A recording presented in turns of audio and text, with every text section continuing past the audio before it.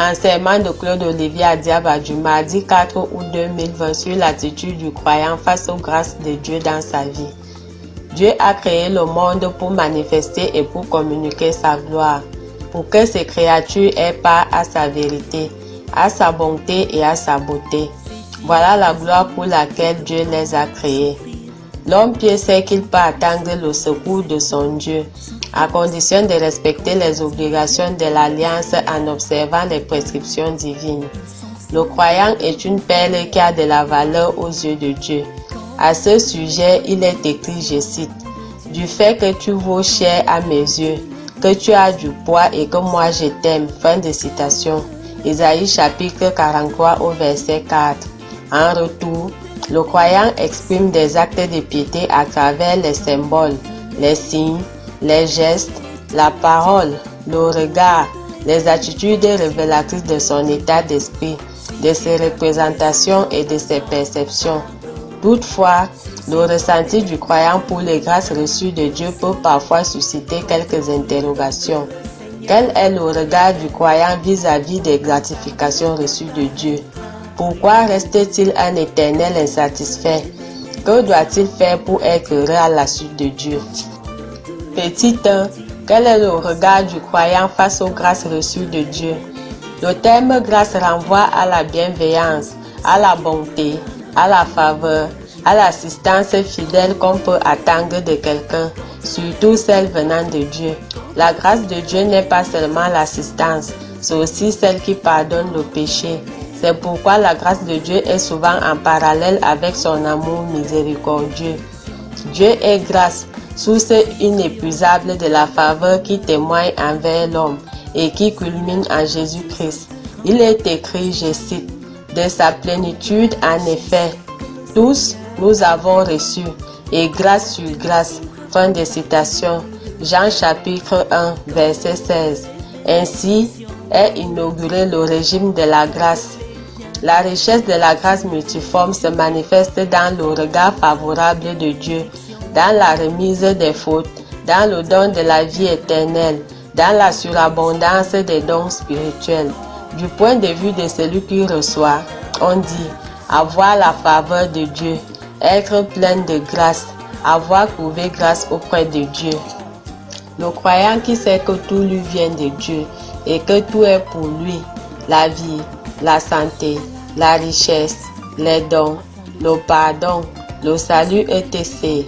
et que sans lui sa vie n'a pas de sens, pense qu'il est juste, bon et digne de rendre grâce à Dieu pour tous les bienfaits reçus. Étant ainsi bien disposé, il les prendra avec joie, avec amour, respect et considération. Ce croyant devra accueillir les dons, les grâces reçues de Dieu avec allégresse, humilité et gratitude sans fin. À ce propos, Saint Paul dit, je cite, « Je rends grâce à Dieu sans cesse à votre sujet, pour la grâce de Dieu qui vous a été donnée dans le Christ Jésus, car vous avez été en lui comblés de toutes les richesses, de toutes celles de la parole et toutes celles de la connaissance. » Fin de citation. 1 Corinthiens chapitre 1 du verset 4 à 5. Ainsi, le croyant doit sans cesse rendre grâce des dons reçus. Ne pas le faire, c'est faire preuve d'ingratitude, de suffisance, voire d'orgueil. Il a reçu la vie, les dons gratuitement de Dieu. Il est juste qu'il le remercie en retour. Tant il est vrai que la notion de don rime avec bonté, gratuité, absence de contrepartie. Dès lors, le croyant ne saurait exiger de Dieu un don. Le fait pour lui de recevoir de nombreuses grâces de Dieu ne lui donne pas le droit d'en réclamer, encore moins d'afficher une attitude qui révélerait de la désinvolture, de l'insatisfaction permanente. Petit 2. Pourquoi le croyant est-il un éternel insatisfait? À l'observation, il apparaît que l'homme, en général, est un éternel insatisfait. Dans la majorité des cas, Il semble insatiable. Il est toujours en quête de biens matériels et immatériels, en quête du bonheur. Et une fois qu'il les a obtenus, il en veut plus. Même après avoir dit merci, il sollicite autre chose.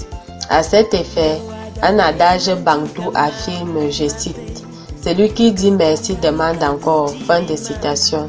Cette attitude amène le croyant à vouloir davantage de grâce du Créateur, au point d'en réclamer à corps et à cri, comme si Dieu devait obéir aux caprices, aux désirs égoïstes de l'homme, ou faire sa volonté en lui accordant tout ce qu'il veut.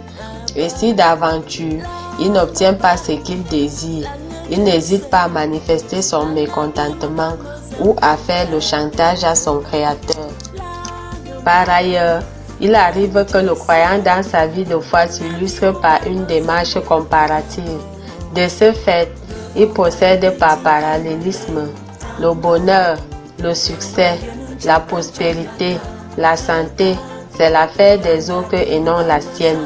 Cette habitude de toujours se comparer aux autres cultive en lui l'aigreur, la mélancolie, la révolte etc. Par conséquent, il devient aigri, vindicatif, acariâtre, invivable et ingrat. Ce comportement négatif l'empêche non seulement d'apprécier les bienfaits que Dieu lui a donnés, mais aussi de vivre dans la joie et la paix. Le croyant doit apprendre à se contenter de ce que le Seigneur lui donne, l'accepter et lui faire pleinement confiance. À ce sujet, il est dit, je cite, « Moi, je sais les projets que j'ai formés à votre sujet, oracle du Seigneur, projets de prospérité et non de malheur. Je vais vous donner un avenir et une espérance. » Fin de citation. Jérémie chapitre 29 verset 11. En tout état de cause, le croyant devra s'inscrire à l'école de la confiance, de la gratitude et cultiver la joie. Petit 3. Que doit faire le croyant pour être heureux et épanoui à la suite de Dieu? Dieu n'oublie personne. Il a donné des talents à chaque individu, à chacun de les fructifier, de les valoriser. À cet effet, le croyant doit déceler ses talents, les reconnaître et les multiplier pour les mettre au service de Dieu, à son service et au service des autres.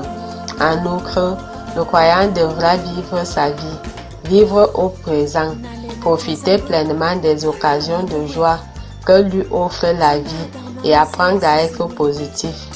Bien plus, il doit se garder de se comparer aux autres, étant entendu que chaque être humain est unique et a sa vie, son chemin, son destin. Dès lors, il devra se contenter des bienfaits qu'il a reçus de Dieu, lui faire entièrement confiance et lui dire merci en tout temps et en toutes circonstances, car tout ce que fait le Seigneur est bon. À ce propos, le psalmiste conclut, je cite, « Célébrez le Seigneur des Seigneurs, car sa fidélité est pour toujours. Il est le seul auteur de grands miracles, car sa fidélité est pour toujours. » Fin de citation.